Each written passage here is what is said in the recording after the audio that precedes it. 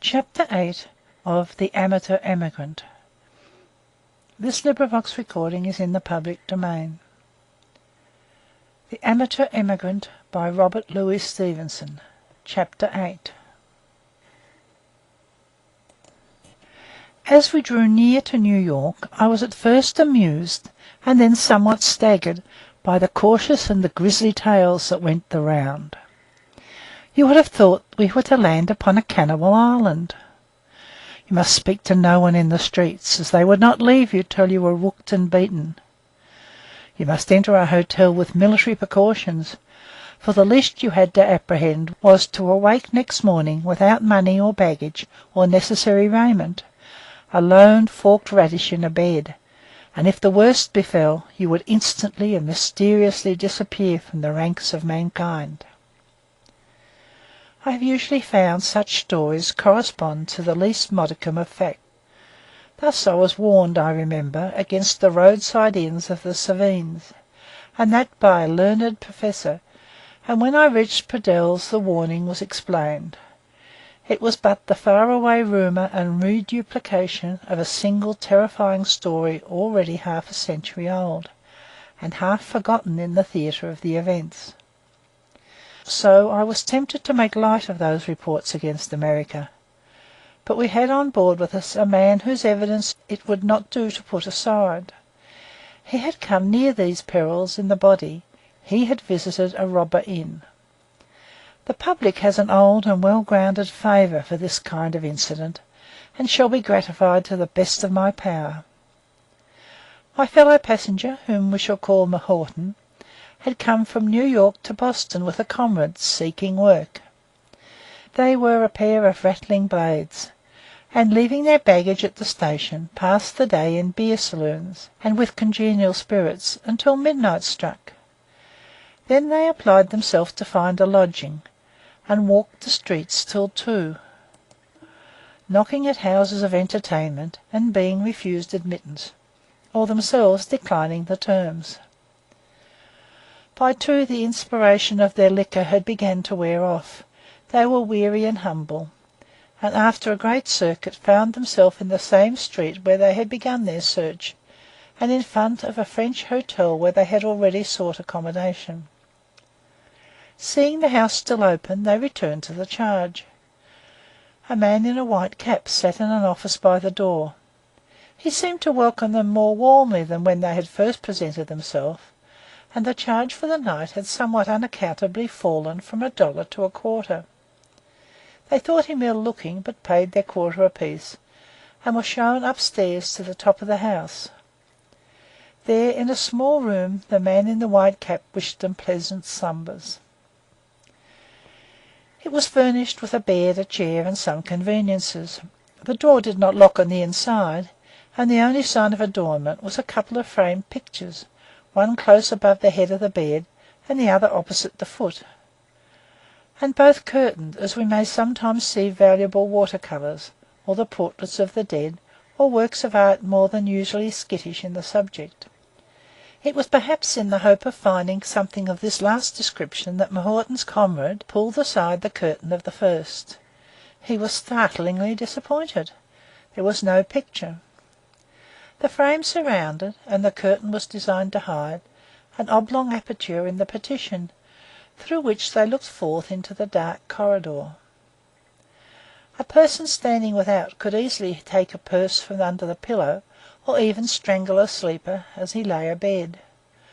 M'Houghton and his comrade stared at each other like Vasco's seamen, with a wild surmise, and then the latter, catching up the lamp, ran to the other frame and roughly raised the curtain. There he stood petrified, and M'Houghton, who had followed, grasped him by the wrist in terror.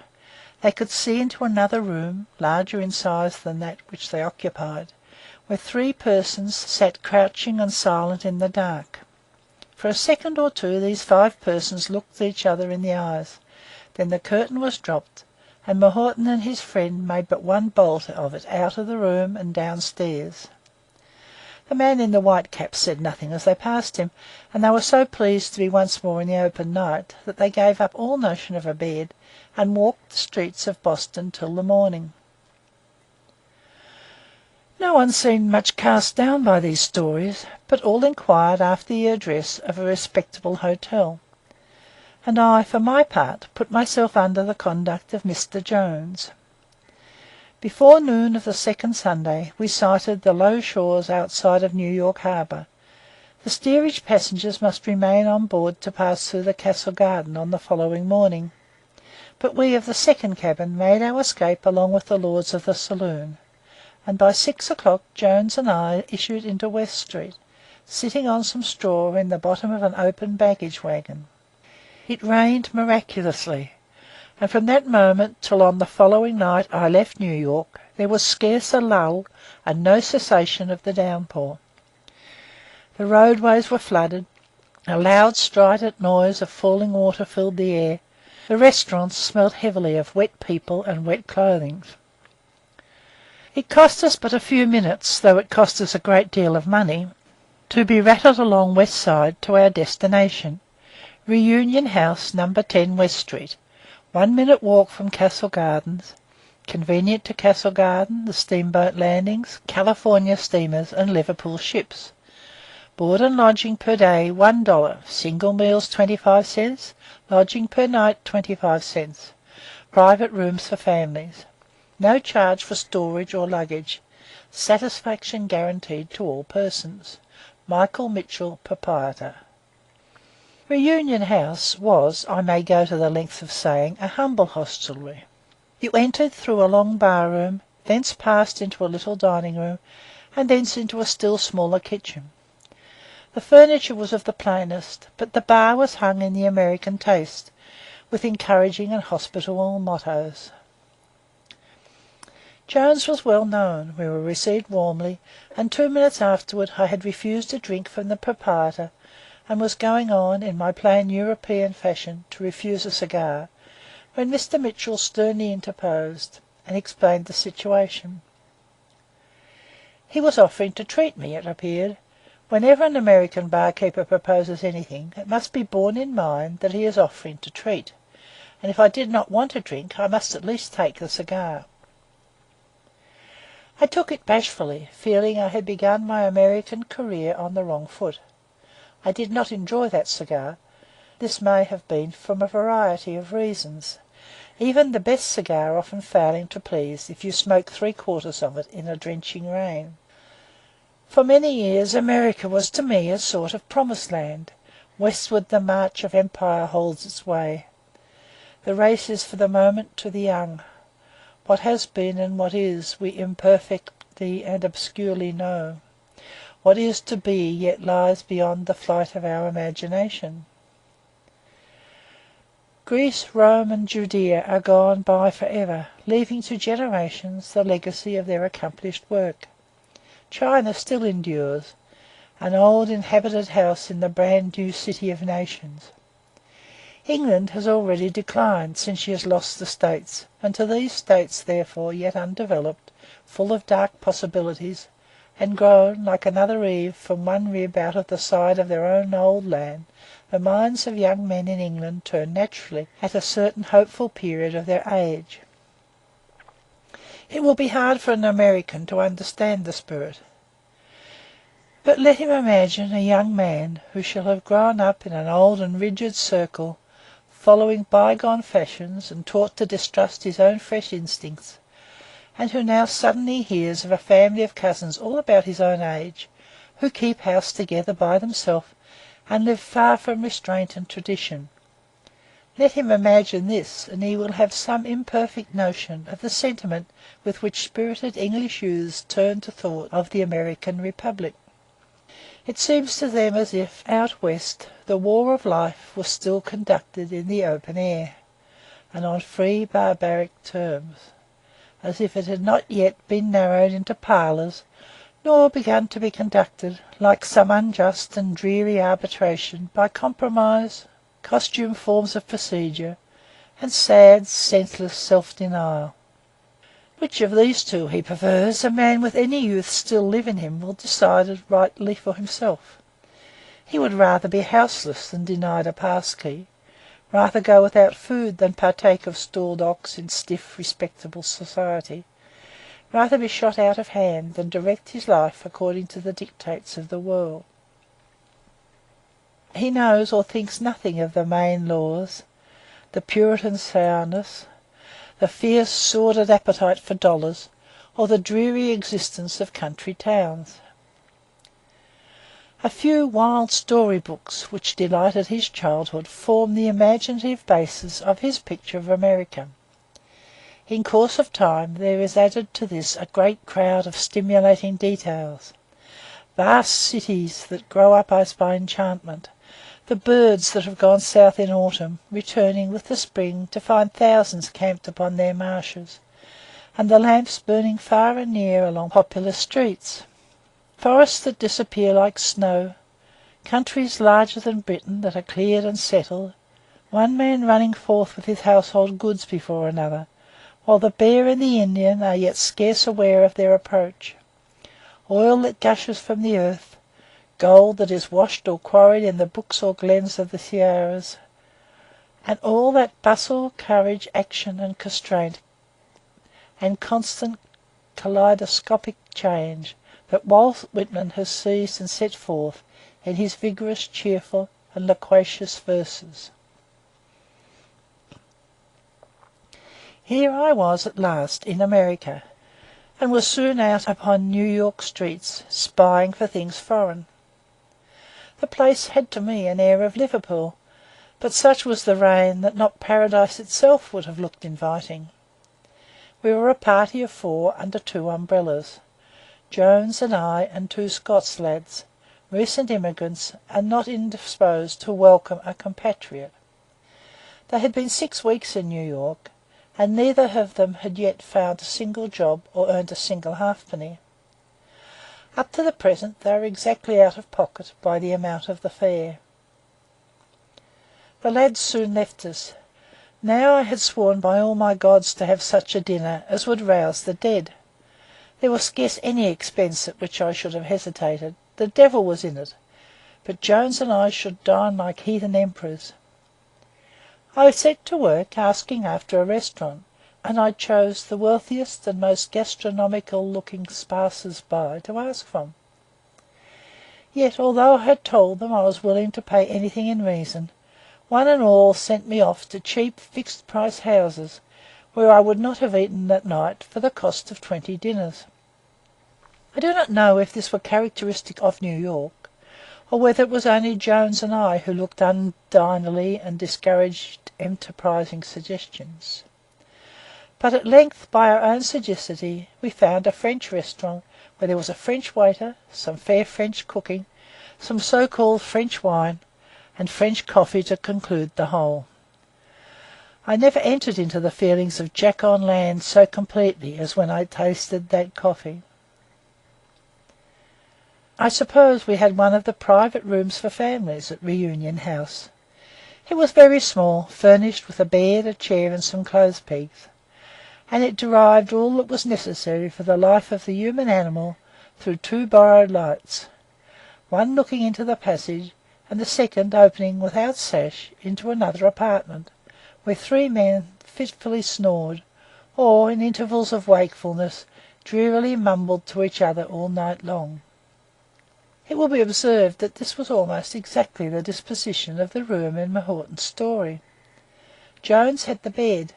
I pitched my camp upon the floor. He did not sleep till near morning, and I, for my part, never closed an eye. At sunrise I heard a cannon fired, and shortly afterwards the men in the next room gave over snoring for good, and began to rustle over their toilets. The sound of their voices as they talked was low and like that of people watching by the sick. Jones, who had last begun to doze, tumbled and murmured, and every now and then opened unconscious eyes upon me where I lay. I found myself growing eerier and eerier, for I dare say I was a little fevered by my restless night, and hurried to dress and get downstairs. You had to pass through the rain, which still fell thick and resonant, to reach a lavatory on the other side of the court. There were 3 basin stands, and a few crumpled towels and pieces of wet soap, white and slippery like fish. nor should I forget a looking-glass and a pair of questionable combs. Another Scots lad was here, scrubbing his face with a good will. He had been 3 months in New York and had not yet found a single job or earned a single halfpenny. Up to the present he was also exactly out of pocket by the amount of the fare. I began to grow sick at heart for my fellow emigrants. Of my nightmare wanderings in New York I spare to tell. I had 1,001 things to do, only the day to do them in, and a journey across the continent before me in the evening. It rained with patient fury. Every now and then I had to get under cover for a while in order, so to speak, to give my mackintosh a rest, for under this continued drenching it began to grow damp on the inside. I went to banks, post offices, railway offices, restaurants, publishers, booksellers, money changers, and wherever I went, pool would gather about my feet, and those who were careful of their floors would look on with an unfriendly eye. Wherever I went, too, the same trait struck me. The people were all surprisingly rude and surprisingly kind. The money changer cross-questioned me like a French commissary, asking my age, my business, my average income, and my destination, beating down my attempts at evasion, and receiving my answers in silence. And yet, when all was over, he shook hands with me up to the elbows, and sent his lad nearly a quarter of a mile in the rain to get me books at a reduction. Again, in a very large publishing and bookselling establishment, a man, who seemed to be the manager, received me as I had certainly never been before received in any human shop, indicated squarely that he put no faith in my honesty, and refused to look up the names of books or give me the slightest help or information, on the ground, like the steward, that it was none of his business. I lost my temper at last, said I was a stranger in America, and not learned in their etiquette, but I would assure him, if he went to any bookseller in England, of a more handsome usage. The boast was perhaps exaggerated, but like many a long shot it struck the gold. The manager passed at once from one extreme to the other. I may say that from that moment he loaded me with kindness. He gave me all sorts of good advice, wrote me down addresses, and came bareheaded into the rain to point me out a restaurant where I might lunch, nor even then did he seem to think he had done enough. These are, it is as well to be bold in statement, the manners of America. It is this same opposition that has most struck me in people of almost all classes, and from east to west. By the time a man had about strung me up to be the death of him by his insulting behaviour, he himself would be just upon the point of melting into confidence and serviceable attentions. Yet I suspect, although I have met with the like in so many parts, that this must be the character of some particular state or group of states. For in America, and this again in all classes, you will find some of the softest mannered gentlemen in the world. I was so wet when I got back to Mitchell's toward the evening, that I had simply to divest myself of my shoes, socks, and trousers, and leave them behind for the benefit of New York City. No fire could have dried them ere I had to start, and to pack them in their present condition was to spread ruin amongst my other possessions. With a heavy heart I said farewell to them as they lay in a pulp in the middle of a pool upon the floor of Mitchell's kitchen. I wonder if they are dry by now. Mitchell hired a man to carry my baggage to the station, which was hard by, accompanied me thither himself, and recommended me to the particular attention of the officials. No one could have been kinder. Those who are out of pocket may go safely to Reunion House, where they will get decent meals and find an honest and obliging landlord. I owed him this word of thanks before I enter fairly on the second and far less agreeable chapter of my emigrant experience. End of chapter 8. End of The Amateur Emigrant by Robert Louis Stevenson.